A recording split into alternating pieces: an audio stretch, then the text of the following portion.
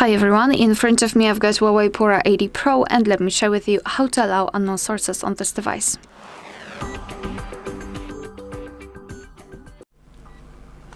So let's begin with opening the settings, and here we have to scroll and find security. Then let's scroll down and find more security here and tap on install apps from external sources. So as you can see here, we've got the list of apps which are allowed or not allowed to install some content, specifically some apps. And let me pretend that I want to download the app from browser, not from the app gallery. So simply find the app, in my case browser, and then tap on the switcher next to allow app installs. Your device is informing you that you're doing it actually on your own responsibility, because some third-party apps aren't verified by the developer, and you may put your data and actually whole device at risk. So remember about that and choose the apps wisely.